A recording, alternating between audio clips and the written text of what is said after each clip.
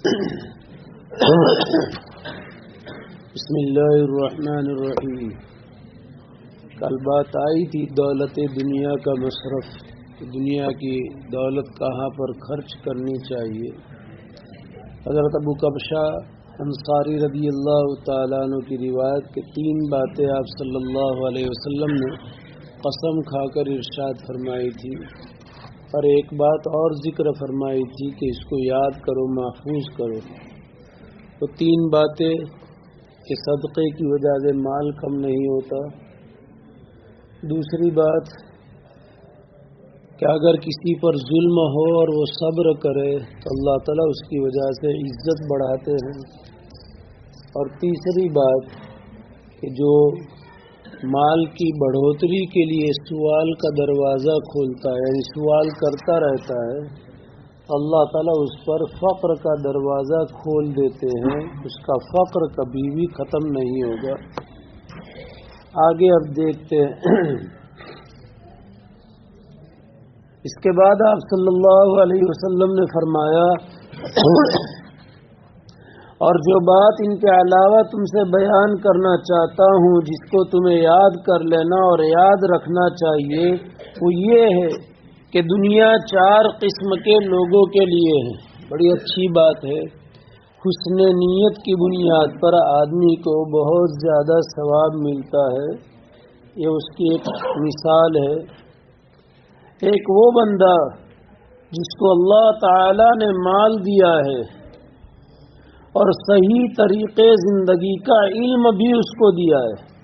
مال بھی ہے اور صحیح علم نافع، دینی علم، قرآن و حدیث کا علم بھی اللہ تعالیٰ نے اس کو دیا ہے.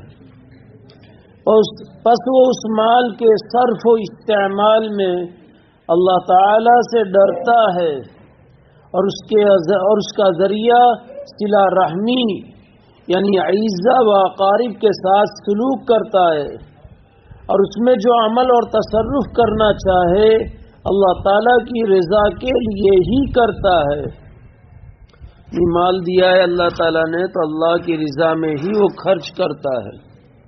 صلہ رحمی ہے، نیک کام ہے، مساجد، مدارس، غرباء، یتیم، مسکین، یہ سب، اور اس میں بھی خرچ اللہ کی رضا کے لیے ہے. پس ایسا بندہ سب سے اعلیٰ و افضل مرتبے پر فائز ہے. دوسری قسم وہ بندہ ہے جس کو اللہ تعالیٰ نے صحیح علم تو عطا فرمایا ہے، علم نافع ہے، قرآن سمجھ رہا ہے، حدیث سمجھ رہا ہے، شریعت کو سمجھ رہا ہے، لیکن اس کو مال نہیں دیا. بس اس کی نیت صحیح و سچی ہے اور وہ اپنے دل و زبان سے کہتا ہے کہ مجھے مال مل جائے تو میں فلاں نیک بندے کی طرح اس کو کام میں لاؤں، کہ مجھے بھی ملے تو میں یتیموں پر، مسکینوں پر، غریبوں پر خرچ کروں، سبیل لگاؤں، مسافر خانے بنواؤں، مساجد اور مدارس اور طلباء پر خرچ کروں. نیت اس کی یہ ہے، اور زبان سے کہتا بھی ہے کہ جس وقت اللہ تعالیٰ دیں گے ایسا ہی کروں گا. پس ان دونوں کا اجر برابر ہے. تو صحیح نیت کی بنیاد پر مال خرچ کرنے والے کو صحیح جگہ پر مال خرچ کرنے کا جتنا اجر ملے گا، اس صحیح نیت کرنے والے کو بھی اتنا ہی اجر ملے گا. تو نیت اپنی درست کرنی ہے، حسن نیت.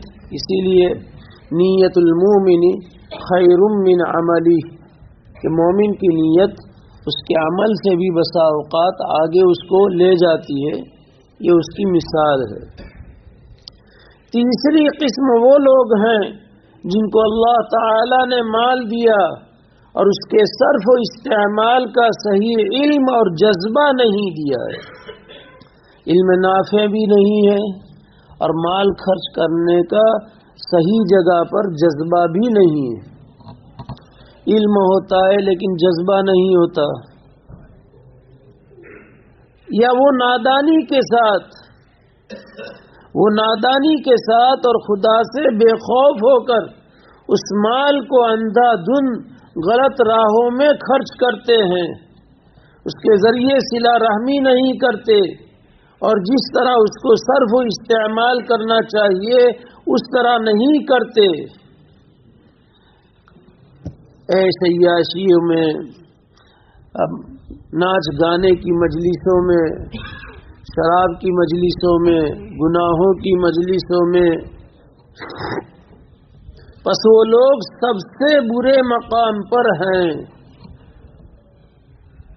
تو صحیح علم نہیں تھا، اس لیے برے مقام پر پہنچا۔ اسے علم نافع اور علم صحیح حاصل کرنے کی انسان کو کوشش بھی کرنا چاہیے، اور اللہ سے اسی علم کا سوال بھی کرنا چاہیے۔ اللہم انی اسألک علما نافعا، اللہم انفعنی بما علمتنی وعلمنی ما ینفعنی۔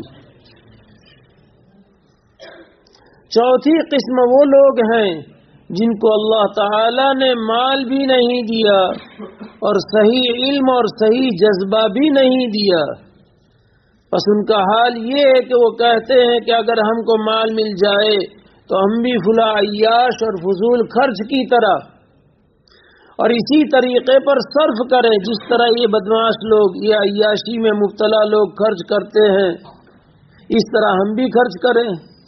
بس یہی ان کی نیت ہے، اور ان دونوں گروہوں کا گناہ برابر ہے۔ معلوم ہوا کہ نیت کی خرابی کی بنیاد پر عمل نہ کرنے کے باوجود اس کو گناہ ملے گا، اس لیے نیت کو خوب ٹٹولتے رہنا چاہیے۔ حسن نیت ہمیں کام کے شروع کرتے وقت بھی اپنی نیت کو صحیح کر کے کام شروع کرنا چاہیے، پھر وقفے وقفے سے اپنی نیت کو ٹٹولتے رہنا چاہیے کہ کہیں نیت میں خرابی تو نہیں آ گئی، فتور تو نہیں آیا، اور برابر اللہ تبارک و تعالی سے صحت نیت کو، اخلاص کو مانگتے رہنا چاہیے۔ دنیا و آخرت کی حقیقت۔ حضرت عمرو بن عاص رضی اللہ تعالی عنہ سے روایت ہے کہ رسول اللہ صلی اللہ علیہ وسلم نے ایک دن خطبہ دیا، اس میں ارشاد فرمایا، سن لو اور یاد رکھو کہ دنیا ایک عارضی اور وقتی سودا ہے جو فی الوقت حاضر اور نقد ہے، اور اس کی کوئی قدر و قیمت نہیں ہے۔ اسی لیے اس میں ہر نیک و بد کا حصہ ہے۔ دنیا ہر ایک کو ملتی ہے، نیک کو بھی ملتی ہے، برے کو بھی ملتی ہے۔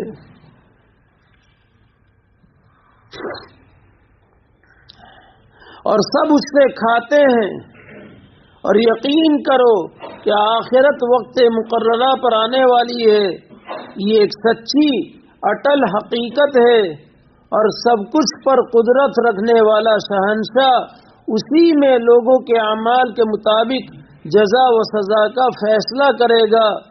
یاد رکھو، ساری خیر اور خوشگواری اور اس کی تمام قسمیں جنت میں ہیں، اور سارا دکھ اور شر اور اس کی تمام قسمیں دوزخ میں ہے۔ بس خبردار، جو کچھ کرو اللہ تعالی سے ڈرتے ہوئے کرو، اور ہر عمل کے وقت آخرت کے انجام کو پیش نظر رکھو، اور یقین کرو کہ تم اپنے اپنے اعمال کے ساتھ اللہ تعالی کے حضور میں پیش کیے جاؤ گے۔ جس نے ذرہ برابر کوئی نیکی کی ہوگی وہ اس کو بھی دیکھ لے گا، اور جس نے ذرہ برابر کوئی برائی کی ہوگی وہ اس کو پالے گا۔ فَمَن يَعْمَلْ مِثْقَالَ ذَرَّةٍ خَيْرًا يَرَهُ وَمَن يَعْمَلْ مِثْقَالَ ذَرَّةٍ شَرًّا يَرَهُ۔ معمولی کام بھی ہوگا خیر کا، وہ بھی اس کا اجر سامنے آ جائے گا، اور معمولی سا شر بھی کیا ہوگا، برائی بھی کی ہوگی، وہ موجود ہوگا، اور اس کی سزا اللہ تعالیٰ دیں گے، الا ہے کہ اللہ تعالیٰ اپنے فضل سے معاف فرما دے۔ خدا کا خوف اور تقوی ہی فضیلت و قرب کا باعث ہے۔ جتنا تقوی ہوگا، جتنا اللہ کا ڈر ہوگا، وہ اتنا اللہ کے یہاں باعزت ہوگا۔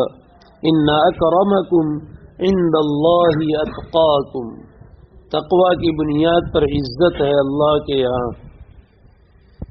حضور نبی کریم صلی اللہ علیہ وسلم نے حضرت معاذ بن جبل رضی اللہ تعالی عنہ کو جب یمن کے لیے قاضی یا عامل بنا کر روانہ فرمایا تو ان کو رخصت کرتے وقت ایک طویل حدیث میں آپ صلی اللہ علیہ وسلم نے چند نصیحتیں اور وصیتیں ان کو فرمائی، اور عجیب حال تھا۔ حضرت معاذ بن جبل رضی اللہ تعالیٰ عنہ گھوڑے پر سوار تھے اور آپ علیہ السلام پیدل چل رہے تھے، اور مدینہ منورہ کی حد تک آپ اسی طرح چلتے رہے۔ معاذ بن جبل گھوڑے پر سوار ہے، آپ علیہ السلام پیدل چل رہے ہیں، اور آپ برابر نصیحت معاذ بن جبل رضی اللہ تعالیٰ عنہ کو کرتے جا رہے ہیں۔ یہ لمبی حدیث ہے، یہاں اس کا جو تقوی اور خوف خدا اسی کو ذکر کیا ہے۔ عجیب حال تھا اس روایت کا۔ اے معاذ، شاید میری زندگی کے اس سال کے بعد میری تمہاری ملاقات اب نہ ہو۔ آپ نے فرما دیا، اور یہاں روایت میں نقل نہیں کیا کہ اب جب تم مدینہ آؤ گے تمہارا گزر میری قبر پر ہوگا، یہ آپ نے فرمایا تھا۔ یہ سن کر حضرت معاذ رضی اللہ تعالی عنہ آپ صلی اللہ علیہ وسلم کے فراق کے صدمے سے، جدائی کے صدمے سے، کہ جنازے میں بھی شرکت نہیں ہوگی، جنازے کی نماز پڑھنے بھی نہیں ملے گی، فراق کے صدمے سے رونے لگے، تو رسول اللہ صلی اللہ علیہ وسلم نے ان کی طرف سے منہ پھیر کر اور مدینہ منورہ کی طرف رخ کر کے فرمایا۔ غالباً آپ صلی اللہ علیہ وسلم خود بھی آپ دیدہ ہو گئے تھے، یعنی آپ کی آنکھوں میں بھی آنسو آ گئے تھے، اور آپ بھی متاثر تھے حضرت معاذ رضی اللہ تعالیٰ عنہ کے اس رونے کے منظر کو دیکھ کر کے۔ اب یہ جو باتیں بہت اہم ہیں، آگے مجھ سے بہت زیادہ قریب اور مجھ سے تعلق رکھنے والے وہ سب بندے ہیں جو خدا سے ڈرتے ہیں۔ آپ علیہ السلام کا قرب اور آپ علیہ السلام کی محبت، ان کو سب سے زیادہ جو اللہ تعالی سے ڈرتے ہیں۔ آگے اور جملہ، اور تقوی والی زندگی گزارتے ہیں وہ جو بھی ہوں اور جہاں کہیں بھی ہو، چاہے مدینہ منورہ میں نہ ہو، دور ہو کہیں، لیکن اللہ کا ڈر ہے، خوف خدا ہے تو میرے قریب ہے، اور قریب ہوتے ہوئے بھی خوف خدا نہیں ہے، تقوی نہیں ہے، تو مجھ سے قریب نہیں ہے، وہ مجھ سے دور ہے۔ تو یہاں رہتے ہوئے بھی ہمیں اگر تقوی نصیب ہو جائے، خوف خدا نصیب ہو جائے، اللہم اجعل خشیتک اخوف الاشیاء عندی، تیرا خوف سب چیزوں سے زیادہ مجھے نصیب ہو جائے۔ اللہم اقسم لنا من خشیتک ما تحول به بیننا وبین معاصیک، اتنی خشیت اور اتنا خوف دے دے کہ میرے اور گناہوں کے درمیان وہ آڑ ہو جائے۔ خوف خدا، گناہ کرنے کا جذبہ ہو، خیال آئے نہیں میں اللہ سے ڈرتا ہوں، گناہ کے درمیان میں آ کر کے خشیت اور خوف آڑے آ گیا، اب گناہ کی طرف وہ فلانگ نہیں سکتا ہے، یہ گویا کہ حجاب ہے، یہ دعا ہے۔ آپ علیہ الصلوۃ والسلام اکثر مجلس کے اختتام پر یہ دعا مانگا کرتے تھے، اس کا پہلا جملہ یہی ہے، اللہم اقسم لنا من خشیتک ما تحول به بیننا وبین معاصیک۔ ہمارا حضرت دعوت برکاتہم اس کو بیان فرما کر کے حضرت مسلم الامت رحمۃ اللہ علیہ کے حوالے سے کہ اس میں بھی توحید بیان کی ہے آپ علیہ الصلوۃ والسلام نے، کہ خوف بھی تیرا ہی، کسی اور کا خوف نہیں، گناہوں سے بچنے کے لیے تیرا ہی خوف چاہیے، گناہوں سے بچنے کے لیے دنیا کا نہیں، لوگوں کا نہیں، جلوت کا نہیں، کسی کا نہیں، کس کا خوف چاہیے؟ یہ بھی توحید ہے۔ حضرت مسلم الامت رحمۃ اللہ علیہ فرماتے ہیں کہ خوف خدا میں بھی توحید کو آپ علیہ السلام نے شامل فرمایا ہے. تو یہ اللہ سے مانگنا ہے. تو چاہے مدینہ منورہ سے دور ہے، نبی اکرم صلی اللہ علیہ وسلم فرمانے وہ جو بھی ہو اور جہاں بھی ہو. تو چونکہ معاذ رضی اللہ عنہ یمن جا رہے تھے، تو یہاں پر حضرت معاذ رضی اللہ تعالیٰ عنہ کو اشارہ فرمایا کہ تقویٰ ہوگا تو تم مجھ سے قریب ہوں گے، تم مجھے سب سے زیادہ پیارے ہوں گے تقویٰ کی بنیاد پر، چاہے تمہارا جسم دور ہو. اس لیے ہمیں اپنے اندر تقویٰ، اور روزے کا مقصود بھی تقویٰ ہے، اعلیٰ درجے کا تقویٰ مانگ لینا ہے. قرآن کریم میں بھی لکھا ہے علماء نے کہ اللہ تعالیٰ نے توحید اور ایمان کے حکم کے بعد سب سے زیادہ جس چیز کا حکم دیا ہے وہ تقوی کا حکم ہے. تو گویا کہ اس مہینے کو قرآن کریم کے ساتھ تعلق ہے، تو قرآن کا بھی یہی مقصود ہے کہ تقوی حاصل ہو جائے، روزے کا بھی یہ مقصود ہے تقوی حاصل ہو جائے. ہم قرآن کریم کی تلاوت کر رہے ہیں، تقوی ہمارے دلوں میں اترتا جائے. روزہ جب جب آگے بڑھے تو روزہ کا بھی تقوی ہمارے دلوں میں اور اترتا جائے، تاکہ رمضان کے بعد بھی یہ تقوی قرآن کے ذریعے سے حاصل ہونے والا، روزے کے ذریعے سے حاصل ہونے والا ہمیں گناہوں سے غیر رمضان میں بھی بچا لے. کہ جس تقوی نے ہمیں رمضان میں بچایا، جس خوف خدا نے ہمیں رمضان میں گناہوں سے بچایا، وہ خوف خدا رمضان کے بعد بھی ہمارا قرین یعنی ہمارا جوڑی دار بن کر کے رہے، کہ کبھی بھی وہ ہم سے الگ نہ ہو، جس کی بنیاد پر ہم گناہ کا ذریعہ، ہم گنہگار نہ بن پائے. یہ اللہ سے ابھی بھی 27، 28، 29 اور اگر 30واں ملتا ہے تو 4 دن افطار کے وقت دعا قبول ہوتی ہے، سحر کے وقت دعا قبول ہوتی ہے. خوب مچ جائے اور اللہ سے تقوی کو مانگ لے تو آپ علیہ الصلوۃ والسلام کا قرب اور آپ علیہ السلام کا تعلق نصیب ہوگا. اللہ ہمیں نصیب فرمائے. دنیا سے دل نہ لگانا اور آخرت کی فکر میں رہنا، یہ دنیا دل لگانے کی چیز ہے ہی نہیں. ہاں لیکن ہم لوگ ہیں کہ دنیا میں بل تؤثرون الحیات الدنیا، کہ تم دنیا کو ترجیح دیتے ہو. حال یہ ہے والآخرۃ خیر وابقی، آخرت دنیا کے مقابلے میں کہیں درجہ بڑھی ہوئی ہے اور ہمیشہ ہمیشہ رہنے والی چیز ہے. میں نے مثال دے کر سمجھایا تھا نا کہ ہمیشہ رہنے والی چیز کو ترجیح دی جاتی ہے فنا ہونے والی چیز پر، کہ 5 لاکھ روپے دے لیکن کہے کہ شام کو لے لوں گا، اور 50 روپیہ کہا کہ جاؤ تم ناشتہ کیجیے، تو خوشی کس پر ہوگی؟ 50 روپے پر ہوگی، 5 لاکھ پر نہیں ہوگی. ہمیں آخرت کو ترجیح دینا چاہیے. یہی ہمیشگی کا مقام ہے، ہمیشہ رہنے کا گھر یہی ہے. اس لیے یہاں تو ہمیں کھیتی کرنے کے لیے بھیجا ہے، کھیتی کرنے کے لیے بھیجا ہے. کھیتی کریں گے تو اس صورت میں جیسی کھیتی ہوگی وہاں ملے گا.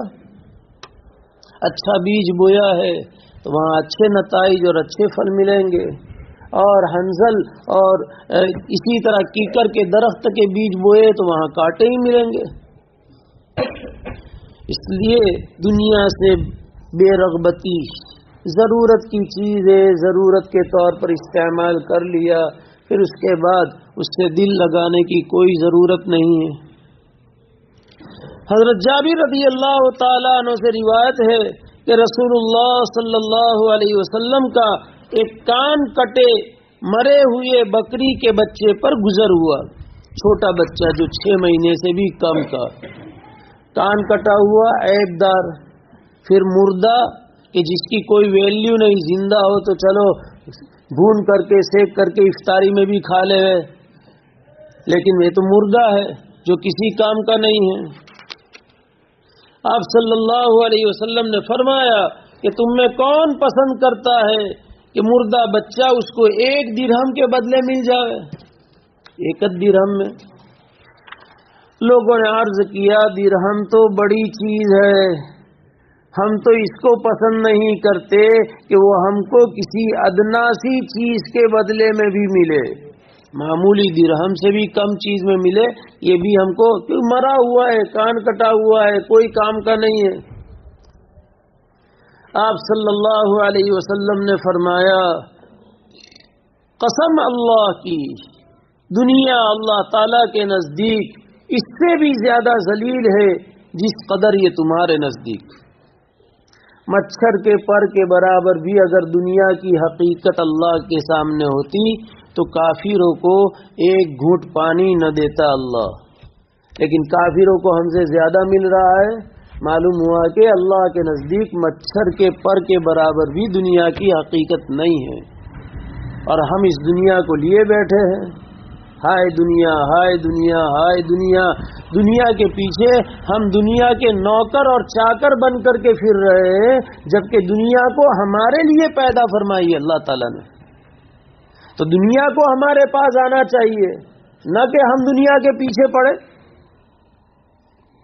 اور جو بندہ اللہ کے پیچھے لگ جاتا ہے، دنیا اس کے پیچھے داسی بن کر کے آتی ہے۔